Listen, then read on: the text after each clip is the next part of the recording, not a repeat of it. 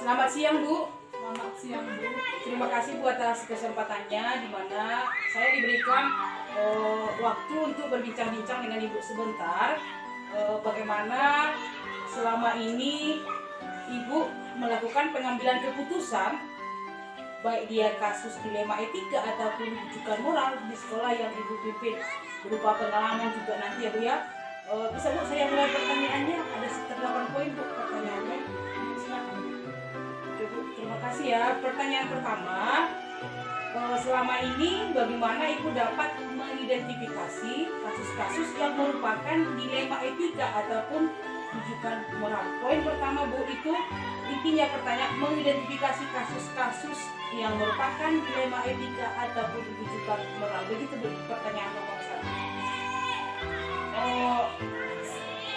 Di sini saya akan mengidentifikasi kasus-kasus yang merupakan dilema etika atau rujukan moral selama ini ya, sesuai dengan apa yang Ibu katakan tadi bahwa mengidentifikasi kasus-kasus merupakan dilema etika atau rujukan moral itu terlebih dahulu kita harus memahami apa itu dilema etika atau rujukan moral. Ya, jadi yang pertama kita harus tahu dia apa itu dilema etika. Situasi yang terjadi pada seseorang yang memiliki antara dua pilihan, di mana keduanya itu pilihannya secara moral benar tapi bertentangan, dan sedangkan rujukan moral itu yaitu situasi yang terjadi di antara dua pilihan itu, di mana yang satu benar, yang satu salah. Jadi kalau kita lihat bahwa sangat berat sekali kalau diterapkan memang dilema etika ini. Tapi walaupun seperti itu, di sini kami ketahui bahwa ada di sini dilema etika itu ada nilai-nilai kebajikan yang mendasari yang bisa kita ketahui di sini, seperti tadi cinta, kasih sayang, dan kebebasan, ya, toleransi juga, yang bisa ini membedakan antara dilema etika dan rujukan moral, sehingga saya bisa menggunakan prinsip ini dengan tepat. Itu yang saya ketahui. Oh begitu ya Bu ya, berarti identifikasinya itu Ibu sudah bisa membedakan mana dilema etika dan rujukan moral. Berarti Ibu mengambil keputusan yang dan mengidentifikasi dulu mana yang paling penting dan mana yang paling berpihak kepada siswa dan untuk kepentingan umum ya Bu ya. Nomor 2 pertanyaannya, selama ini bagaimana Ibu menjalankan pengambilan keputusan di sekolah Ibu, terutama untuk kasus-kasus di mana ada dua kepentingan yang sama benar ataupun sama-sama mengandung nilai kebajikan. Intinya pertanyaannya Bu, bagaimana Ibu menjalankan pengambilan keputusan untuk dua kasus sama-sama benar ataupun dilema etika yang mengandung nilai kebajikan? Begitu Bu pertanyaan kedua. Saya menjalankan pengambilan keputusan di sekolah, terutama kasus-kasus di mana ada dua kepentingan yang sama benar atau sama-sama yang mengandung nilai kebajikan. Di sini saya akan menjalankan keputusan tersebut di mana memang dia pertama sekali akan mengalami kesulitan ya. Kalau kita ketahui di sini sekarang di tengah globalisasi, di mana ini meningkatnya ilmu pengetahuan dan teknologi sehingga mempengaruhi sekali bagi masyarakat terutama terhadap kepada anak didik kita. Jadi kami sebagai pendidik sekaligus sebagai pemimpin ya, dalam kegiatan pembelajaran dituntut untuk memiliki keterampilan dalam mengambil keputusan agar nantinya murid-murid kita itu memiliki masa depan tidak terpengaruh. Kami juga sebagai guru harus sebagai teladan yang memberikan motivasi kepada anak-anak didik, karena kita sebagai guru bukan hanya untuk mencerdaskan kognitifnya, tapi kita sebagai guru harus tetap melihat supaya sosial emosional spiritualnya itu supaya dia itu berhasil.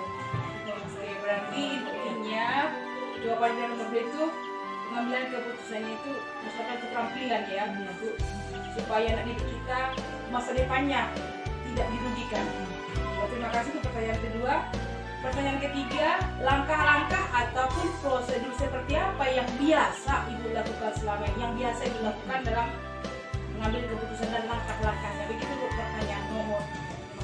Langkah-langkah atau prosedur yang saya biasa lakukan selama ini, kalau kami menghadapi segala kasus-kasus ataupun masalah-masalah, yang pertama sekali kami akan mengadakan elaborasi atau diskusi dalam pihak sekolah kami. Berarti intinya di situ Ibu mengedepankan kolaborasi, mufakat ataupun sosialisasi supaya pengambilan keputusannya itu klop, tidak ada yang dirugikannya. Begitu ya Bu ya.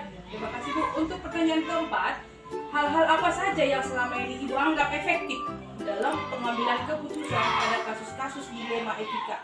Hal apa saja yang dianggap efektif? Begitu Bu, pertanyaan keempat. Hal-hal yang selama ini saya anggap efektif dalam pengambilan keputusan pada kasus-kasus dilema, yang pertama yaitu kita harus mengenali nilai-nilai yang saling bertentangan. Yang kedua, siapa yang terlibat dalam situasi tersebut. Ya, betul sekali. Oke Bu, sekarang kita lanjut pertanyaan kelima. Di sini pertanyaan kelima adalah hal-hal apa saja yang selama ini merupakan tantangan dalam pengambilan keputusan kasus dilema yang Ibu alami di sekolah Ibu ini. Yaitu Ibu ini di SD Negeri Sori Madingin ini. Hal-hal yang selama ini yang merupakan tantangan dalam pengambilan keputusan pada kasus-kasus dilema etika, yaitu adanya tantangan, tentu saja ada 3 pihak yang merasa dirugikan. Ya, itu termasuk sakit hati yang saya ketahui. Berarti ada pihak yang merasa dirugikan, ada yang diuntungkan. Tapi sebenarnya seperti yang kita lihat, kalau dia kasus dilema etika tidak ada yang dirugikan, tetapi ada juga pihak yang merasa dirugikan. Oke ya Bu ya. Nomor 6, pertanyaan selanjutnya, apakah Ibu memiliki sebuah tata cara atau jadwal tertentu dalam sebuah penyelesaian kasus dilema? Apakah Ibu langsung menyelesaikan di tempat atau memilih melalui penjadwalan untuk menyelesaikannya? Bentuk atau prosedur seperti apa yang Ibu jalankan? Intinya di pertanyaan ke-6 ini Bu, adakah jadwal tertentu yang Ibu lakukan dalam pengambilan keputusan tersebut, atau adakah prosedur yang Ibu jalankan? Itu dari pertanyaan ke-6. Yang saya miliki dalam satu masalah atau jadwal dalam satu penyelesaian kasus ketika misalnya dia itu sifatnya yang mendesak, ya tentu saja kita harus mengambil keputusan dengan secara memperhatikannya. Yang kedua, kalau tidak mendesak kalau tidak mendesak, mungkin sekali kita akan mengadakan diskusi. Berarti intinya jadwal penyelesaiannya tergantung situasinya, mendadak, mendesak atau tidak. Oke, terima kasih Bu. Untuk pertanyaan ke-7, di situ adakah seseorang atau faktor-faktor apa yang selama ini mempermudah atau membantu Ibu dalam pengambilan keputusan dalam kasus dilema etika tersebut? Faktor-faktor yang selama ini yang mempermudah atau membantu saya di dalam mengambil keputusan dalam kasus-kasus dilema etika, tentu saja ya, yang pertama, kalau saya misalnya memutuskan tidak mungkin. Jadi dengan hal ini kami akan mengadakan kolaborasi ataupun diskusi terhadap para guru. Kemudian kalau misalnya yang terlibat di sini, boleh kita undang dari komite sekolah, ataupun kalau misalnya itu sulit untuk dituntaskan, kita bisa melapor ke dinas pendidikan. Berarti orang-orang atau faktor-faktor yang menghubungi yang pertama rekan-rekan guru, kemudian komite sekolah. Kalau masalahnya berat, berarti mengundang dari dinas pendidikan. Begitu ya Bu ya.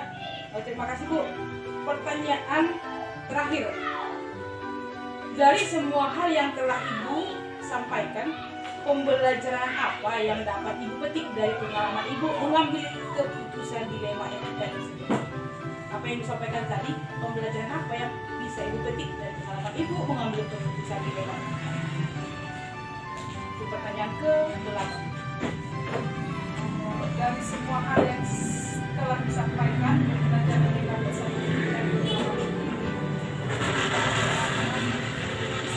dilema etika. Biasanya kalau misalnya saya tidak merasa puas ya dalam mengambil keputusan ini, saya harus bisa menerima ataupun saya tetap mengedepankan dari kepentingan sekolah ataupun kepentingan murid ya. Yang satu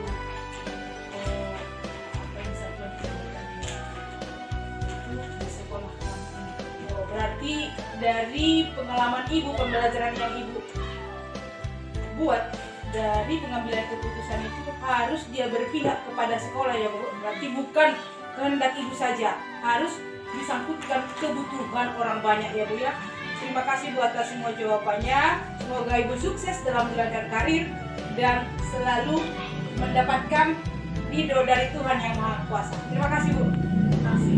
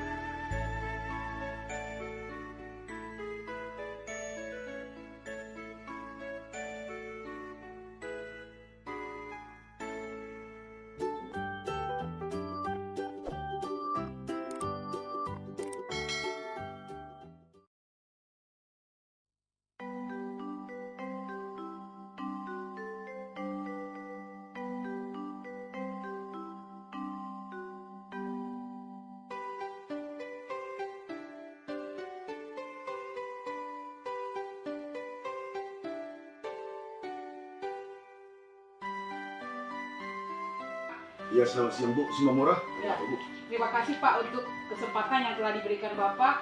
Di sini saya mau berbincang-bincang sebentar dengan Bapak tentang hal apa ataupun bagaimana cara Bapak ataupun pengalaman Bapak dalam mengambil keputusan, baik dia dilema etika atau bujukan moral yang telah Bapak lakukan di sekolah kita. Bisa Pak kita lakukan wawancaranya sebentar? Ya, silakan. Iya Pak. Silakan. Oke Pak, terima kasih. Pertama Pak, saya ingin bertanya, selama ini bagaimana Bapak mengidentifikasi kasus-kasus yang merupakan dilema etika atau bujukan moral yang terjadi di sekolah kita? Begitu Pak untuk yang pertama. Oh, mengenai kasus-kasus yang ada di sekolah kita. Iya Pak. Jadi kalau kasus memang di sekolah kita ini banyak Bu.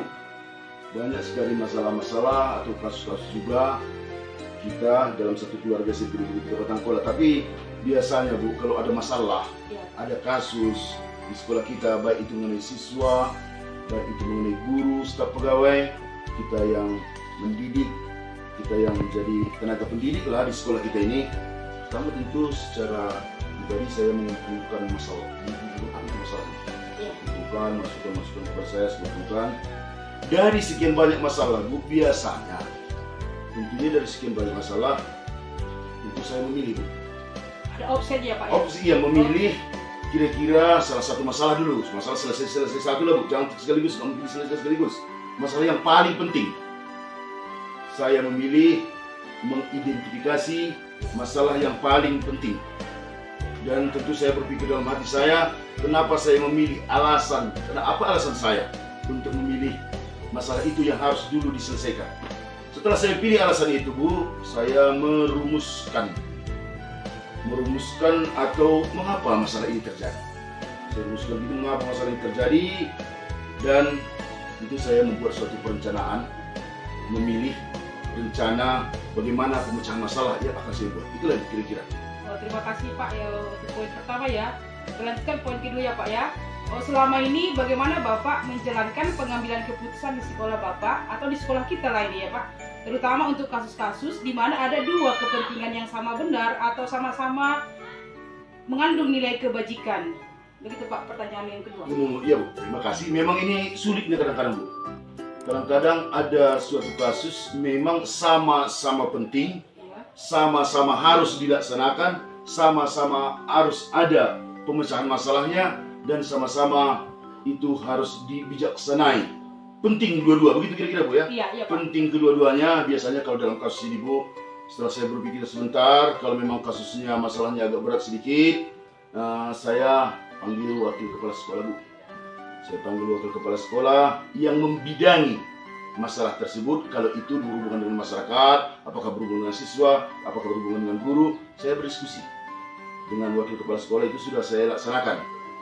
Dan kalau sifatnya pribadi, bisa juga sifatnya pribadi, masalah itu atau kasus itu sifatnya pribadi, ya saya tidak perlu. Misalnya ada masalah yang sifatnya tidak perlu diketahui oleh orang lain, itu biasanya Bu, ya, saya sebagai makhluk ciptaan Tuhan, saya berdoa kepada Tuhan, tolong Tuhan berikan saya petunjuk untuk menyelesaikan masalah itu, dan saya buat keputusan atau kebijakan sendiri.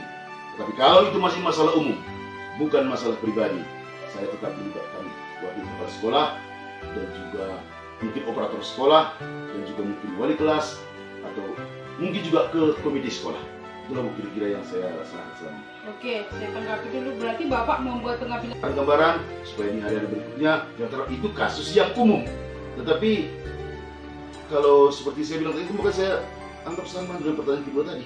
Iya. Prosedurnya. Memang ada kemiripan di sini. Ada kemiripan. Iya. Tentu saya juga ulangi jawaban yang mirip tadi. Saya memanggil atau berdiskusi dengan contohnya pembantu-pembantu saya, dan juga berdiskusi dengan masyarakat, apakah itu tokoh-tokoh yang di desa kita ini atau perwakilan orang tua murid komite sekolah. Itu kalau masalahnya sudah umum. Karena Bu begini Bu, kalau dalam hidup ini Bu, yang memilih kita bukan kita Bu. Ya betul sekali. Iya, yang menilai kita adalah orang lain. Orang lain yang menilai kita.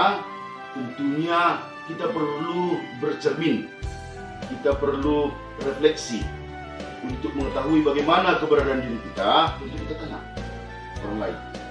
Saya minta pendapat dari pembantu-pembantu saya, khususnya wakil kepala sekolah yang di sini di sekolah kita tahu sendiri. Ada bidang kurikulum, ada bidang kemasyarakatan, dan ada juga bidang kesiswaan. Tentunya mana kira-kira masalahnya itu. Itulah saya ajak berdiskusi, dan tentunya dalam pengambilan keputusan nanti tentu saya menentukannya. Jadi langkah-langkahnya itu tetap saya panggil dulu guru yang bersangkutan. Kalau saya langsung guru, kalau bisa lagi diatasi ya saya kasih. Contoh saya sering buat keterlambatan guru. Ya. Mungkin iya Bapak Ibu itu nggak sengaja terlambat, atau karena cuaca, atau karena kendaraan, karena Ibu tahu sendiri kan sekolah kita ini sangat jauh. Tempat tinggal dari kota, mungkin ada kawan kita juga sampai 35 km itu kemari dengan sepeda motor, tentu mungkin banyak halangan di jalan. Itulah Bu kira-kira yang saya buat keputusan. Intinya saya tetap mengedepankan bermusyawarah dengan wakil-wakil saya, dan bila perlu saya juga bermusyawarah dengan guru-guru kalau sifatnya itu masalah umum yang kita hadapi di sekolah kita ini. Oke, Pak. Terima kasih Pak ya. Pertanyaan keempat ini Pak, menyangkut hal-hal apa saja yang pernah Bapak lakukan yang dianggap Bapak efektif dalam pengambilan keputusan pada kasus dilema etika yang sudah Bapak pernah lakukan di sekolah kita, Pak?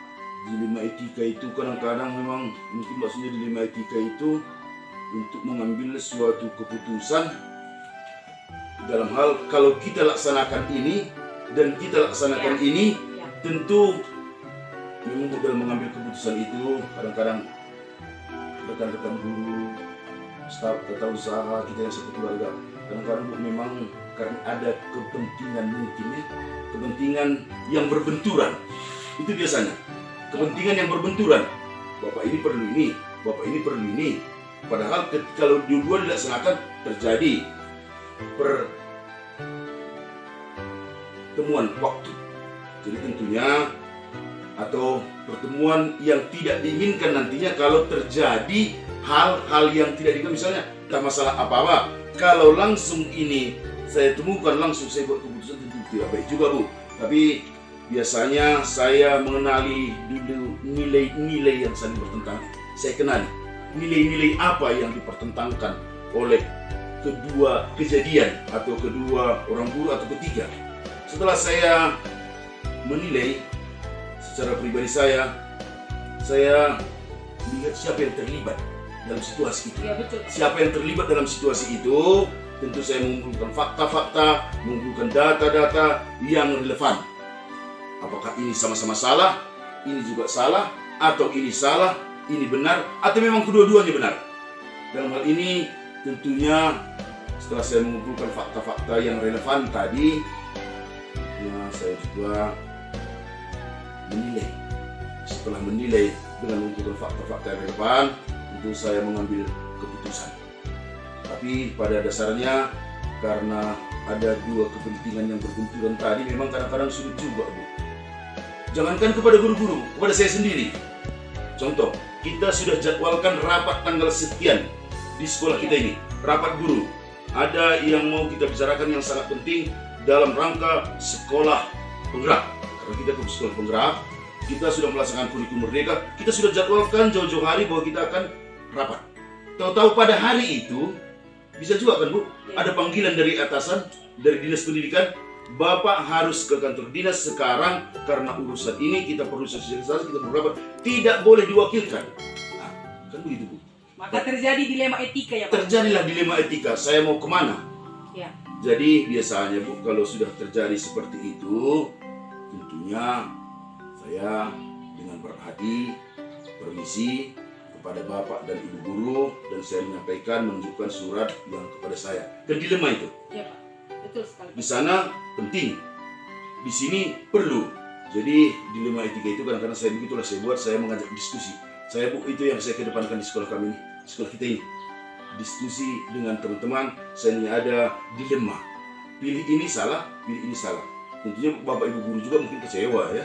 Tapi mungkin kepentingan dari dinas pendidikan juga untuk membangun sekolah kita ini secara umum juga sangat penting. Maka biasanya saya permisi, dan juga biasanya saya tetap, Bu, mengedepankan musyawarah dengan Bapak Ibu guru. Terima kasih atas jawaban Bapak ya. Pertanyaan berikutnya, Pak, ini mengenai hal-hal apa saja yang selama ini merupakan tantangan yang dialami Bapak dalam pengambilan keputusan dalam kasus-kasus dilema di sekolah kita ini, Pak. Memang dilema etika tadi, Bu, ya, Pak. Memang, Bu, banyak sekali. Kadang-kadang mungkin ada juga teman-teman guru yang mungkin merasa tidak senang, mungkin ada yang keberatan, walaupun Bapak Ibu guru itu, walaupun siswa kita itu tidak menyampaikan secara langsung kepada kita, tapi saya yakin, Ya, Pak. memang, Bu, banyak sekali. Kadang-kadang mungkin ada juga teman-teman guru yang mungkin merasa tidak senang, mungkin ada yang keberatan, walaupun Bapak Ibu guru itu, walaupun siswa kita itu tidak menyampaikan secara langsung kepada kita, tapi saya yakin sekali bahwa ada tantangan yang saya hadapi. Itu ada tantangannya apa? Tentu ada saja, Bu, pihak-pihak yang merasa dirugikan atau merasa sakit hati dengan keputusan atau kebijakan yang saya buat. Tapi itu sudah konsekuensi, Bu, sebagai sebuah kepala sekolah. Karena walau bagaimanapun saya juga sebagai kepala sekolah manusia biasa. Tidak sanggup saya memuaskan semua Bapak Ibu guru di sini. Termasuklah itu dalam pembagian roster ya, Pak ya. Roster itu, Ya. Ibu, Bapak dan Ibu guru juga, apalagi Ibu sendirilah Ya, yang sekarang ya, kita berbicara, sudah Ibu lihat bagaimana dilemanya. Kami itu PKS kurikulum sudah sangat berusaha dengan keras, tetapi ada saja permintaan guru, tolong ini jangan masuk dulu hari Rabu sampai terakhir, Pak, karena saya sudah punya penyakit yang harus berobat setiap minggu. Saya, Pak, kalau kami nanti keadaan olahraga, Pak, lapangan kita cuma satu, janganlah tabrakan bahwa waktu kami di lapangan. Banyak roster, banyak juga masalah kadang-kadang. Tapi saya sangat berusaha, Bu. Tantangan yang ada itu, orang yang merasa dirugikan atau sakit hati atau merasa, mungkin ada juga, Bu, guru yang merasa saya tidak adil. Betul. Betul nggak? Merasa tidak adil, Bapak itu nggak adil, nggak bisa Bapak itu. Mungkin saya tahu itu, ada yang membicarakan saya, tapi yakinlah, Bu, percaya, Bu, bahwa saya berusaha berbuat apapun untuk memajukan sekolah kita ini, dan saya tetap melihat kepentingan yang lebih besar daripada kepentingan yang memang dianggap penting juga, kepentingan lainnya. Jadi tadi yang pertanyaan Ibu tantangannya itu ada yang merasa dikecilkan, merasa sakit hati, itulah penting.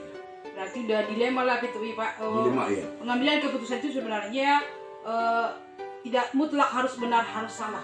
Itu selalu bentrok benar dan Iya, salah. betul. Oke, terima kasih Pak atas jawabannya. Pertanyaan berikutnya Pak, apakah Bapak memiliki sebuah tata kala atau jadwal tertentu dalam sebuah penyelesaian kasus dilema etika? Apakah Bapak langsung menyelesaikan di tempat atau memiliki sebuah jadwal untuk menyelesaikannya? Dan bentuk atau prosedur seperti apa yang pernah Bapak jalankan di sekolah kita Pak? Oh, seandainya ada masalahnya, Iya Pak. ada dilema begitu. Iya, Pak. Bagaimana cara saya? Apakah ada jadwalnya? Iya. Begini Bu. Bapak harus diselesaikan sih. Biasanya seperti yang saya pertanyaan Ibu yang pertama tadi, kalau itu kejadiannya kan bisa saja Bu, kejadian spontan. Spontan. Iya, spontan terjadi. Nggak mungkin lagi saya melihat, lihat jadwal. Oh ini, masalah ini jangan diselesaikan. Akan enggak Bu juga Bu. Jadi kalau dalam mengatasi masalah ini Bu, biasanya saya tidak membuat jadwal. Tetapi saya sebagai yang masih dipercayakan pemerintah kita di SMP Negeri 3 Batang Toru ini, setiap hari hadir dan menerima masukan dari Bapak dan Ibu guru atau malah siswa. Mungkin Ibu tidak tahu, saya mencari masukan juga dari siswa. Ya, tapi kalau sifatnya mendesak, tentu saya langsung ambil keputusan. Walaupun saya tahu, mungkin keputusan yang saya ambil itu tidak seperti yang sangat diharapkan oleh Bapak atau teman, Bapak Ibu guru atau teman-teman begini. Karena bagaimanapun, kalau sifatnya mendesak, langsung saya ambil keputusan dengan memperhatikan juga masukan-masukan atau fakta-fakta yang terjadi di sekolah kita ini. Itu Bu kalau mendesak. Tapi kalau memang sifatnya Bu itu ada yang tidak mendesak, tentu saya ajak juga beberapa orang guru yang mungkin mengenai masalah itu. Pak Bu, hari ini apa nanti kita diskusi dulu ya. Pak ya ada masalah. Hari apa? Saya jadwalkan misalnya hari ini adalah hari Rabu. Iya. Mungkin kalau itu memang sifatnya tidak mendesak, besok Pak Bu ya, Bu, saya panggil beberapa orang guru atau tata usaha atau operasi sekolah yang saya anggap kompeten tentang masalah itu, besok diskusi kita dulu. Ada sedikit yang kita bicarakan dulu. Begitu Bu. Jadi jadwalnya bukan tertulis di papan tulis, karena namanya juga masalah Bu. Berarti tergantung situasi masalah itu Pak, mendesak apa tidak? Iya, mendesak dan atau tidak. apakah perlu disosialisasikan atau dikomunikasikan atau dimufakatkan, begitu ya Pak? Iya begitu. Terima kasih Pak pertanyaannya ya. Pertanyaan kedua terakhir nih Pak, adakah seseorang atau faktor apa yang selama ini mempermudah atau membantu Bapak dalam pengambilan keputusan dalam kasus-kasus dilema etika di sekolah kita ini Pak? Mempermudah, maksudnya Bu, Ya. mengambil suatu kebijakan saya. Ya, adakah seorang atau faktor apa yang saya mempermudah dalam membantu Bapak dan mengambil keputusan tersebut? Iya, begini Bu, kalau membantu saya, Ya. menolong saya, memberikan masukan kepada saya, memberikan bimbingan pertimbangan kepada saya, itu tadi Bu.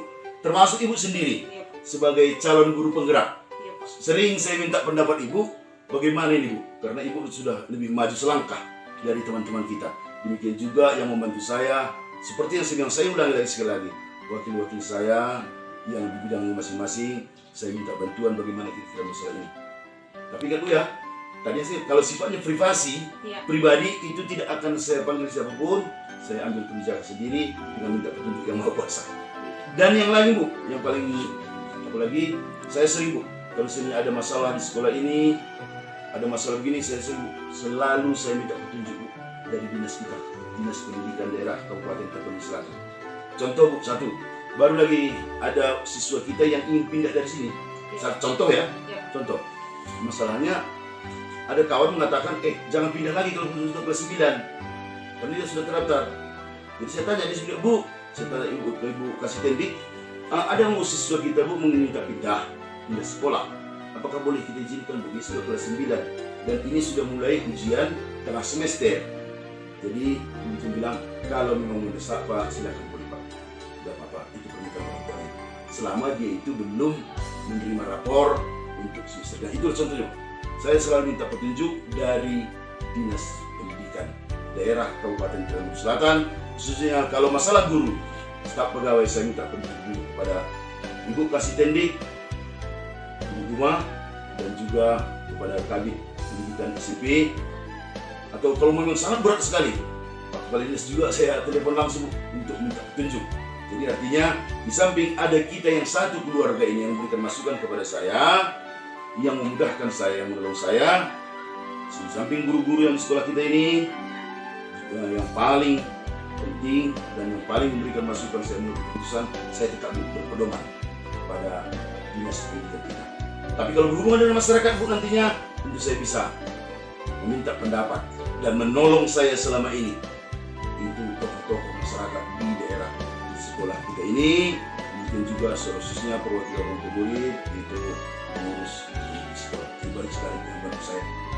Terima kasih Pak. Berarti yang membantu Bapak di sini dalam penyelesaian kasus dilema itu adalah orang-orang yang kompeten di bidangnya Pak. Di bidangnya itu tergantung masalahnya. Tergantung masalahnya. Oke, terima kasih Pak. Pertanyaan terakhir ini Pak, ada satu lagi. Dari semua hal yang telah disampaikan Bapak, pembelajaran apa yang dapat Bapak petik dari pengalaman Bapak mengambil keputusan dilema etika selama di sekolah? Pengalaman yang saya ambil, Iya Pak. Bu, contoh ya, saya dari contoh saya bergerak. Ada seorang guru kita katanya sakit, dan sakitnya itu melalui ini Bu. Sakit Pak, saya sakit Pak, tidak pakai surat dokter, saya sakit Pak. Dan saya langsung kunjungi ke rumahnya. Setelah saya kunjungi ke rumahnya, memang Bapak itu boleh dikatakan bukan sakit yang perlu istirahat. Dan saya minta surat dokter tidak ada. Jadi itu sifatnya pribadi, jangan mempermalukan guru. Saya datangi ke rumahnya. Itu yang saya ambil biasanya keputusan. Kemudian tadi apa lagi? Di situ pembelajaran apa yang Bapak Jadi pembelajaran itu yang saya petik pengalaman, ya. ketika saya mengunjungi rumah guru yang kurang sehat tadi, yang surat dokternya tidak ada, ternyata setelah saya berkunjung ke rumahnya, mulai besoknya Bu, itu Pak, kalau kita Iya, jadi Pak. rajin terus. Nah, jadi itu pengalamannya. Itu satu pengalaman Bu, memang saya lihat kalau sudah diperhatikan datang ke rumahnya, dia juga menjadi tergugah dan menjadi rajin. Mudah-mudahan Bapak itu sudah rajin sekarang. Dan demikian juga pengalaman-pengalaman Bu yang saya petik jika terjadi masalah-masalah atau kasus-kasus yang sifatnya dilema di sekolah kita ini. Ketika saya meminta baru lagi Bu kejadiannya itu, saya ambil contoh Bu supaya mudah kira-kira. Contohnya Bu, ini tembok kita Bu runtuh. Yang di belakangnya Pak. Iya, tembok kita runtuh. Itu saya berpikir kalau dari dana yang ada tersedia itu tidak ada di arkas kita atau di anggaran sekolah kita, saya jumpa itu karena ada anggota dewan yang di sekolah kita ini. Jadi saya bilang, Pak Dewan, ini tolong Pak, tolong begini Pak. Bapak itu menolong, iya, kita akan segera. Ibu-ibu sendiri nih halaman sekolah kita ini selama ini kan becek.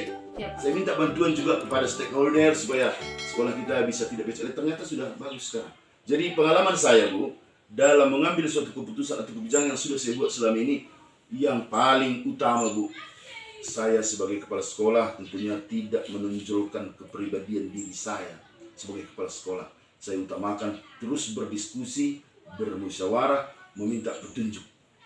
Dan saya Bu, kalaupun ada ibu dengar mungkin kepala-kepala ini sifatnya arogan, saya jawab dari sini. Tidak mau saya arogan, karena saya sebagai kepala sekolah juga masih banyak kekurangan. Tetapi walaupun saya banyak kekurangan, saya dituntut pada waktu-waktu tertentu untuk membuat suatu keputusan walaupun itu sifatnya dilema. Jadi banyak sekali Bu pengalaman-pengalaman saya yang membantu saya juga banyak. Seperti yang Ibu tanya tadi. Seperti yang Ibu tanya tadi kan, pengalaman banyak sekali Bu. Dan mudah-mudahan Bu, dengan kebersamaan kita, dengan saya kedepankan diskusi, dengan saya kedepankan musyawarah, dengan sering minta petunjuk dari 3 tahun 2022 itu ke sekolah penggerak, kita bisa juga. Iya.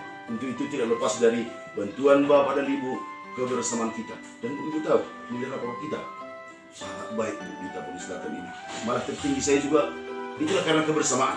Jadi saya tetap mengedepankan kebersamaan dan diskusi dengan teman-teman. Tentu pertama dulu dengan orang-orang terdekat saya, wakil saya.